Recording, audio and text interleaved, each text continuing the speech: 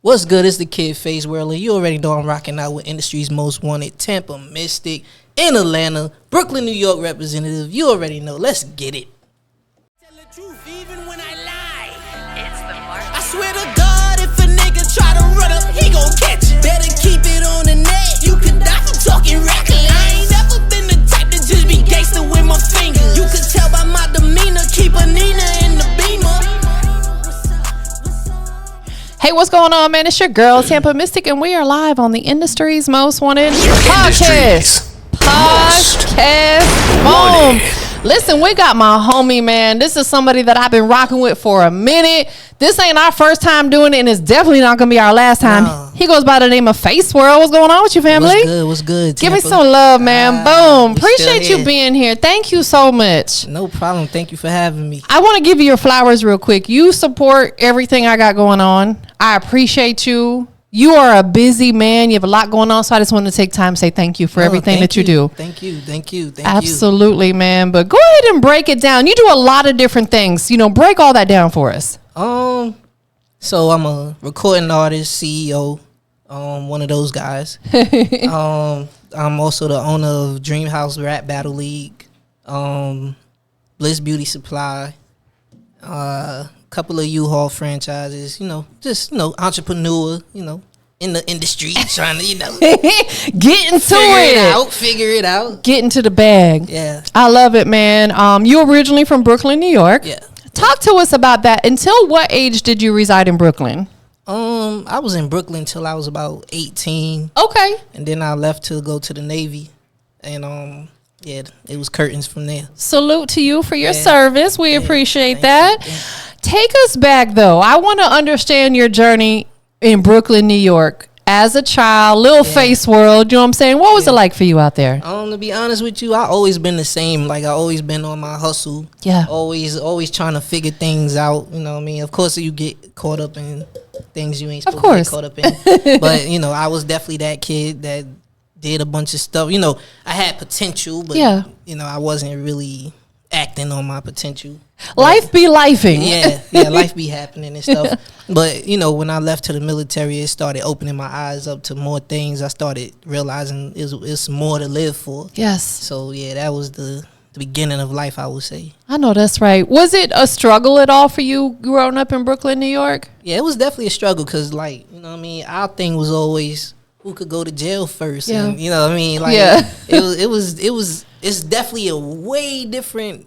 The way I think now, definitely different. Yeah. Definitely different. Yeah, because you are a serial entrepreneur. Yeah. You're a multiple hustler. You do a lot. Like, you are the type of young man that we need more of in this world.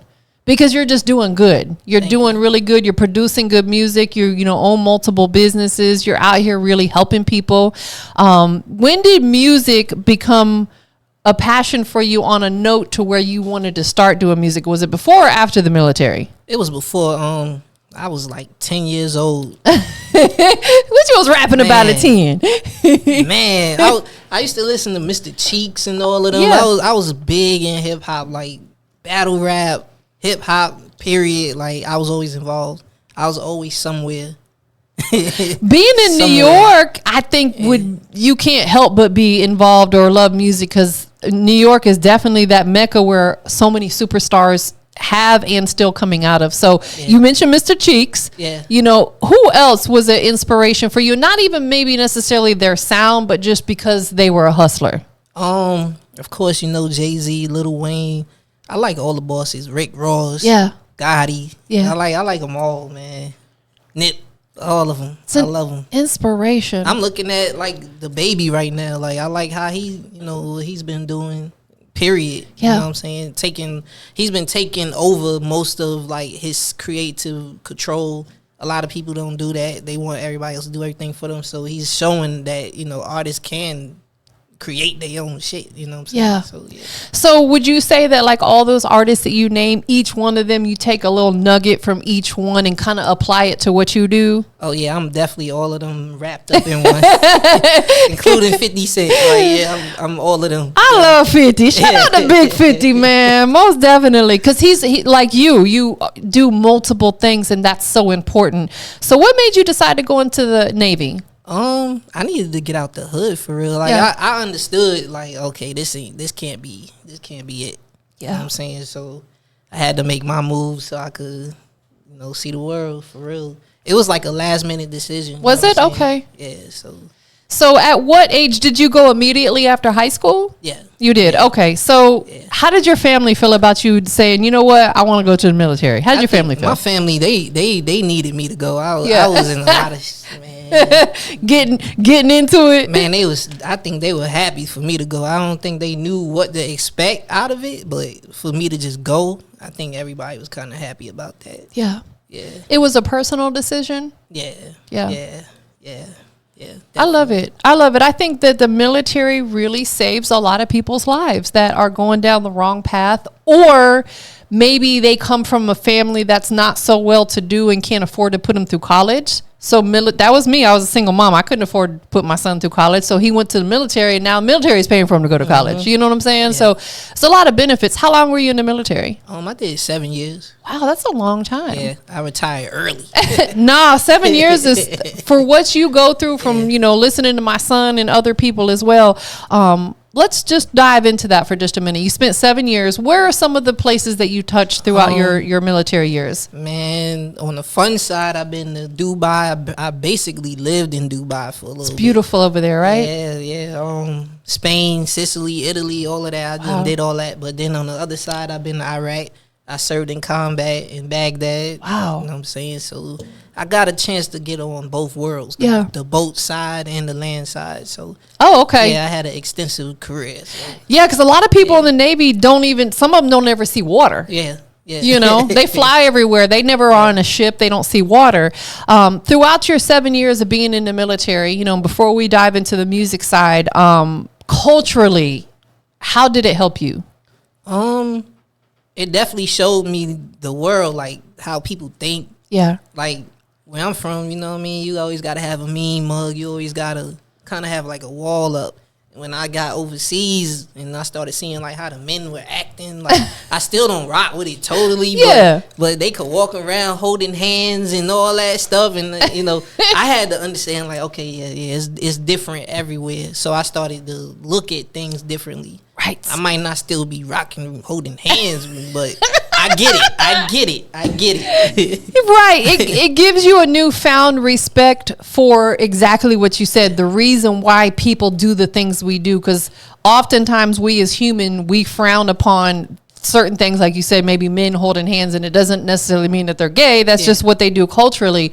But being inside that culture, living within it, even if it's for a short period of time, opens your mind up. Mm-hmm. You might not say, like you said, I'm not going to walk around doing that myself, but I respect why you do it. I get it. Absolutely. That is dope. So you got a lot of positive stuff that you could say coming out of the military. Man, everything I am, you know what I mean? If I didn't go to the military, I wouldn't have it now. Yeah. Did you get injured at all during your time in there in any way, shape, or form? Yeah, I got some injuries. Yeah. any that you care to share with us? PTSD is one of them. Yeah, I can imagine. I'm still going through therapy for that now. Yeah. You know, you learn how to cope with it as you learn more about it. Yeah. But it's something you definitely can't like just shake like that. Of course. So yeah. I love that you're transparent. That's a big one for me. Yeah. It's important to be transparent about that. And it's important to know that it's okay. My son spent time in the military, and he's dealing with it too, you know, PTSD and mental stuff, and he gets therapy and things. You know, it's okay. Mm-hmm. We're human being. If you didn't experience that, that means you're not human. You don't have emotions. Right. So thank you for being transparent and sharing that, because some people need to hear that it's okay to seek help if you need it. Yeah, definitely. Most definitely. So you started doing music at a young age. coming out of Brooklyn, New York, you know what I'm Straight out of saying? Brooklyn, yep. Surrounded by some of the greatest to do it. Did you really start pursuing your career heavy while you're in the military, or did it come more so after you got out of the military? I would say it happened like while I was in the military. Okay. Because it got to a point that I was actually getting on the road for music. So it was a point that I would have to take leave, or now the schedules was conflicting. Yeah. So it was like, it got to a point that I did have to make a decision like, yeah, you want to do this or do you want to do this? So yeah, it got down to that. Yeah. And I chose music. Yep. Absolutely. You have to follow your passion. Yeah. Music is absolutely your passion. During your years, how long would you say that you've been taking music like on a really serious level, meaning you've got your business together, you're up and you're rolling? How long has that been? I would say about 10 years. Okay, so you've been doing it for a decade now. Yeah. It's a very long time to be dedicated to a craft. What's keeping you so dedicated? It's the love for it. Yeah. And with me, if something doesn't make sense, I don't really want to put into it. But for me, with music, I found so many different codes to crack in it from the beginning. Yeah. Like, I used to sit up, when I first got out of the military, I would sit on the computer every night till like 3, 4 in the morning, sometimes 6 in the morning. I wouldn't get off the computer. I studied the game. And I learned things that people didn't know about it then, like when people was actually buying your music. Yes. I was selling music like every day, a few times. So people talk about people, I listen to artists hate on each other like, oh, they got this plaque and they got that. Like I said, 10 years plus, I've been doing it. So I know, like, you don't have to be Drake or anybody super big to survive in this music game. But you might want to listen to some people that have been doing it, because they could tell you how to, like, really survive in it. But a lot of people don't want to listen to you because they feel like you're not this person, musically. Right. But so, yeah. It's something I don't like explaining anymore. It's like, all right, just watch me. You know what I'm saying? Because you don't believe what I'm saying. I'm not making this up. Like, I came from nothing. I didn't pull it out of the sky. You know what I'm saying? So that's what it is. It's the old saying, actions speak louder. And I'm like that too. I feel like I don't have nothing to prove. Just watch. You know, they gonna see. Yeah. They gonna feel you. What would you say has been like, throughout your journey, what has been like that highlight moment for you so far? I know you've probably had a few, but throughout your music career, give us one of those highlight moments. Talk to us.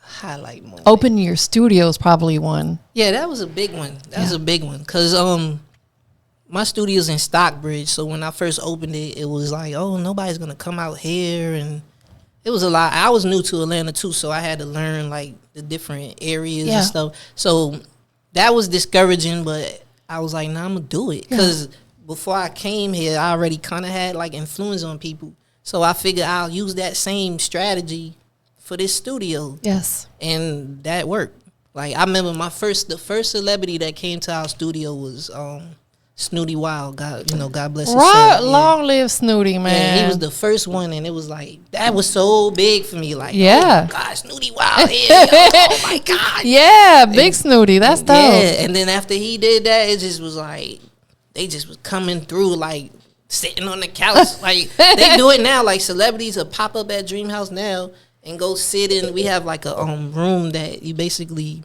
could chill in. Yeah, it's like a lounge. Like a content type room. Oh, okay. They'll come in there and sit down and kick their feet up, and it's like normal now. That is amazing. Yeah. Congratulations on that, first and foremost, because a lot of people don't understand, as a business owner, there's so much that goes into it. It's so much more than just, okay, let me go buy a few pieces of equipment and open it. There's so much that goes into it. How long has the studio been open? 8 years. Wow, that's a long time. I love that. I love seeing people open businesses and thrive, and it makes me sad when I see people have to close businesses, because I know how hard that people pour into it. Yeah. When you first opened it, like you said, it was uncertainty. Mm-hmm. You didn't know if it was going to thrive. You didn't know, but you took that risk, and guess what? God handled it from there. Yes, ma'am. So with that being said, anybody that's out here that's maybe thinking about starting that business, what would you tell them? Man, I will just be, You're going to have to do some strange things. It's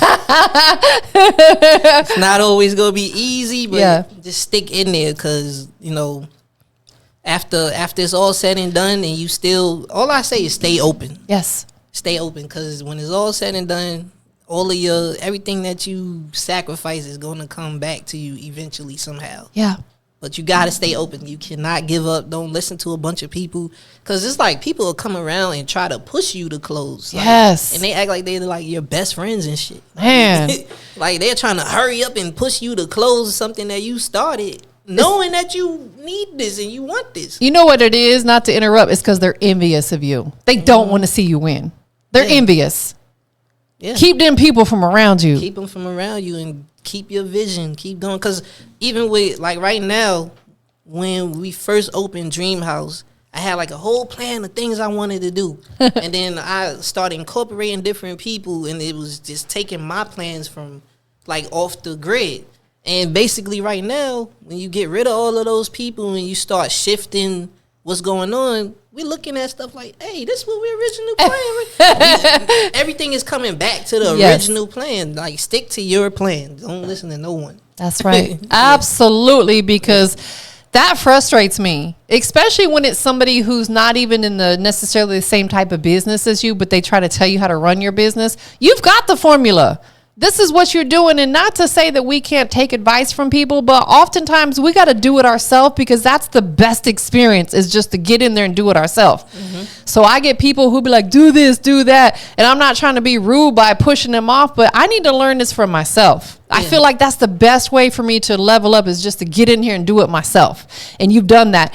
And I know every business can vary, but from when you opened the doors 8 years ago at Dreamhouse Studio, how long would you say was it before things really started picking up and rolling for you? I would say it probably took about a year and a half. Okay. And I would say that because when I opened it, I knew, okay, I had partners pull out like kind of quick, like 3 months in. Wow. So my thing was, okay, how are we going to keep the rent paid? Yeah. So what happened was a radio station came in, and I created a room for them. Yeah. So that kind of helped, take us for at least a year. Yeah. And, it got to a point that the radio station, it just seemed like they didn't want the studio to make money. It was weird like that, yeah. So eventually when the radio station left, we actually started recording people and actually started doing what you intended to do. Right, actually started doing what the building was there for. So, yeah, it took about a year and some change, and then things kind of like took off from there. I wanted to ask you that because that's encouragement for people, because, again, nothing happens overnight. There's no overnight successes. It takes sometimes years to get a successful business up and running. You know what I'm saying? So that's a blessing that it happened for you in a year and a half, because sometimes it takes longer than that. Yeah. You also had the U-Haul business. How did that situation come about? Because I think that's so dope, because everybody rents U-Hauls. Right. I already wanted the U-Haul franchise. I don't know why I was always plotting on this thing. Yeah, that's a great idea. And it's a store like that. We have where our beauty supply is at. It was a store before it was the beauty supply store. Okay. And I went in there and I asked them, I was like, are you guys looking for partners? Because like they wasn't updating the chips and it was just bad. And I was like, I kind of want a bodega. I'm the hero sandwiches. I wanted to bring that, like a piece of New York into the area. They laughed at me. Yeah. And then COVID came, right? And everybody got scared. That's when I get hyped.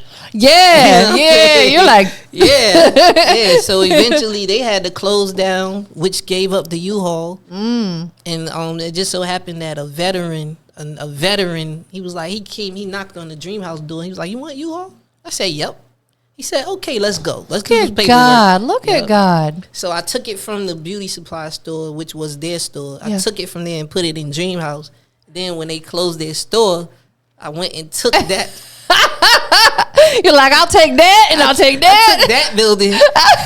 Then I put the U-Haul back in that building. So we accumulated their customers, really, honestly, because they've been there for years. So that is amazing. So now we took that, and then now we have two, because Dreamhouse is still one. So wow, that is amazing. Congratulations on all that. And you see, when you do right in this world, God blesses you. And he's done it over and over. You got a successful studio, Dreamhouse Studios. You got the U-Haul business that was kind of handed over to you with clientele. Yeah. Beauty supply with clientele. Man, that is amazing. What would you say, taking on all these businesses at the same time, what's the biggest lesson that you've learned from that?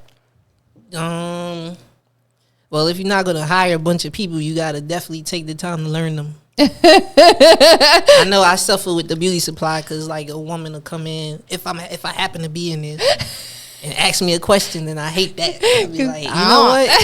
I'm gonna go back to the studio. Let me Google it real quick. Yeah, because I could answer them questions back there. But yeah, the beauty supply, I'm still learning different things. You know what I'm saying? But you definitely got to learn your craft, so you can know exactly who to talk to and what to say to them. So I kind of chill in the marketing department for now. That is so funny. I love that you wear multiple hats and you're very involved in all aspects of your business. But on the flip side, you're also a music artist. Yes. Let's talk about that. Work-life balance probably can become overwhelming at times for you with owning all these businesses, having a family life, and also being a music artist.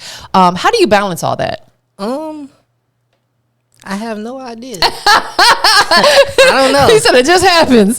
It just happens. I don't think that for me, music is more so therapy now. Yeah. So I don't think I put that much pressure on my music as I did in the past. Understood. So it's when I do stuff, it's not I feel this gotta be the one. I just this good. Yeah. They gonna hear it. I'm gonna do a video, and then I'm chilling. Because I learned the streaming business. So with me, it's more so about how much songs I put out. Yes. Yeah. More and more content. Right. So somebody that might not understand it, yo, why you keep dropping music? Man, I've been doing it for over 10 years. Yes. It's a bank right there. So I'm gonna keep putting into it. Absolutely, because especially with streaming, the payout is not great. You have to literally have thousands and thousands of streams. That's why a lot of these artists, you'll see them dropping new music every 3 to 4 weeks, because one, it puts them in the algorithms of the Spotifys and stuff, and you just have to have content out there. How often are you releasing music on the digital platforms? I was releasing every 30 days. Yeah. And like you said, the algorithm, it started jumping in people's playlists. Yes. My music, they'll be listening to their regular playlist, and they'll be like, yo, I heard this. Yep. Exactly. Yep, that's what we gonna do. So that's exactly what you have to do. So all my independent artists, take heed to that. Even if it's not a song that you're necessarily gonna put a big budget behind, every month put a new song out. It's okay to do that. We are in an era where it's okay to do that. Yeah. You can still have your main single that you're pushing. What is the main single that you're pushing right now? Right now I'm pushing Ground Up. Okay. That's a single, and Games is a single that, because like I said, I was putting out singles. Yes. I'm kind of doubling back to put out the videos for them. So I'm kind of backing all my singles right now. So Ground Up, Games, and I got a song called Demeanor coming out. I think I sent you that one. Yeah. But that song is, I'm gonna go to Texas and shoot that. Nice. So yeah, I'm still rocking. I know that's right. So are you going to continue to stay in single mode, or is there going to be a potential EP or album at any point in time soon? It's going to become an EP. Okay. With the songs that are already out. Yes. Yes. Easy. Don't tell them the secrets. Yes. Yes, there is an EP coming. It's coming. That is really, really dope. So, let's go back to Dreamhouse for just a moment. There's a lot of artists out here, a lot of content creators, people that maybe just need space to create. Is your studio open 24 hours a day, or what's the hours on it? Let's talk about that first. I mean, we can be booked 24 hours, but of course, if you don't contact us by 6 p.m., don't do it till the next day. No same day booking unless it was before 6 p.m. Understood. Respect the fact that people have lives. Yeah. We're not just sitting in the studio. Yeah. Yeah. Let's talk about that just for a second. A lot of people think that. They think that you're just sitting around waiting for the clients to call. Yeah. That's not the way it works. We are there based upon bookings.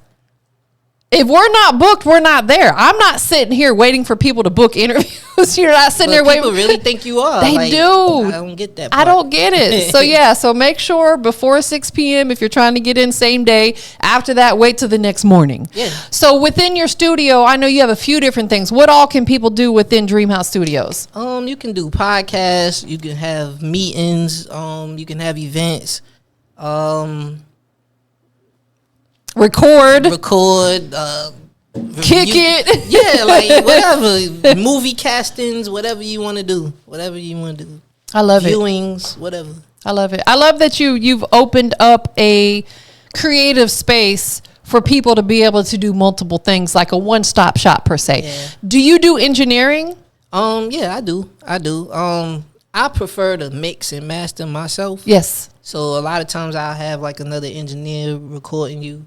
And, sometimes they'll mix and master. Sometimes I'll touch it. But yeah. In Dreamhouse, everybody touches your music at some point. Understood. Because we have a certain sound that we want to put out. So if everybody is not listening and approve it, then we got to bring that back and get it right. So I love that because you have a brand to uphold. Yeah. If an artist says, I recorded this at Dreamhouse and it comes out not sounding good, it reflects back on you. Yeah. To where other artists be like, I ain't going there. But because you've got that quality control and it passes through everybody before it leaves out the studio, the sound is going to be right. Yeah. Do you allow other engineers to come in and rent the studio and maybe bring a client through? Yeah, we have situations that we'll set up, a 50-50 deal with engineers that want to run their business out of there. Yeah.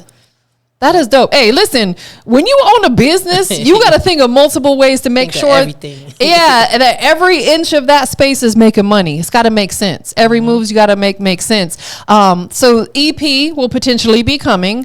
What else is Faseworld currently focused on? I know you got all these businesses. Is there anything else business wise that you're looking to tap into? What are you focused on right now? Right now I want to focus on DHBL, the Battle League. Okay. Talk to us about that. So what I'm trying to do is, what I'm going to do is, I want to change the game for the battle rappers. A lot of times they got to become super big before they even start getting paid. Yes. So just like I was able to learn how to get paid as a recording artist, I developed a strategy that gets battle rappers paid even before they even know. Wow. So that's dope. That's what I'm working on. It's kind of tough because a lot of people in the battle rap culture are already stuck in their ways. Yeah. So, that's a fight, but it's, I'm going to make it happen. You will make it happen. Yes, I'm going to make it happen. So now, is this something that you're going to be doing specifically at your studio, or is it something that you may get on the road and do in other areas as well? It starts at home. Yeah. It starts at home, and when I feel like it's time to leave the nest, then we'll do it. Absolutely. I know, like on the 11th, we got a big battle rap going on. Chrissy Yamaguchi and Shay Rack, they're already big battle rappers, so that's going to be a big event for the league because the league is only like a year and some change old. Yeah. So to have like two big battle rappers on our platform, it kind of changes the game for us. But that's the direction I'm going anyway. So that's like one of them Snooty Wild moments. It's going to shine light on what you got going on, bring more, shine to your studio. So that's an event that people can pay and come and attend. Yep. 1111 Dreamhouse Studios. 1111 Dreamhouse Studios. Okay, what for people who's never been to this type of event, what can they expect? Man, when you step in, we got food right there. That's always a good encouragement. Our food is very good. We get raving reviews on all our You food. Be whipping? Hey man, you gotta get in there sometime. You know what I mean? You know what I'm saying? But we got food, merch, it's vibes. We got ring girls. That's what we known for too. Our ring girls. Oh, that's really dope. Like we always been known. Our brand always been known for having beautiful women. It's yeah, a vibe. It's always been a yeah. vibe, you know what I mean? The aesthetics. Yeah. Yeah. That's important. People are visual. They need good aesthetics. They need stuff to look at, including beautiful women. That's why it's hard for artists to, last in our label at times because, sometimes the beauty be a little bit too much for them and they forget about their careers. But, that's a whole nother story though. So, with that being said, in the future, if there's battle rappers that want to get involved, how do they do so? Man, you can hit us at DHBL Rap on Instagram, DHBL Rap. You can just send us a DM and, we'll get the information to you. Definitely. And the EP will be coming soon. The EP is coming, man. I don't even have a name for it yet. I was thinking about naming it The Rebirth. Yes. Okay, so let's talk about that. You're thinking about the Rebirth. Is that because you're kind of rebranding? It is kind of like a rebrand, but I feel like I went into isolation for a while. And it's like now I found the old me. I'm I'm a new person. It's the old me splashed with a little bit of the new me. Right. So it's the rebirth. Like everything has grown. Like my mental, musically, everything has grown. Absolutely. I don't even mess with people anymore. So Woo, Lord, listen. I'm a loner. Yeah. I'm very much a loner. Like you can see I'm here alone. Like, I have people I deal with, but you learn along your journey that not everybody is intended to come with you and that it's okay. You need to learn to be okay with eliminating people who don't serve a purpose in your life. And that's where the rebirth comes in. Yeah. Sometimes we got to take it back to the basics. I love that. I love that whole analogy because I felt that. I felt that with my soul because, again, I'm pretty much a loner because my energy don't jive with a lot of people. You and I got big energy. We got ambitions. We got goals. And sometimes people are just dead weight. Yeah. So it's like they got to go and we rebirth ourselves and that's okay. I love it. Thank you for being here. Yeah. You're always a vibe every time we connect. And I'm definitely, once you get everything resituated with the studio, I promise you, I give you my word. I'm gonna come check it out. 11/11. Yeah, most definitely. Tell everybody where they can follow you in your studio. Follow me on Instagram at Official Faseworld. That's FASE World, Official Faseworld. Follow the studio at DH Studios ATL on Instagram. Most definitely. And I know you got a lot of people that, do show you love, support you. Who do you want to shout out to?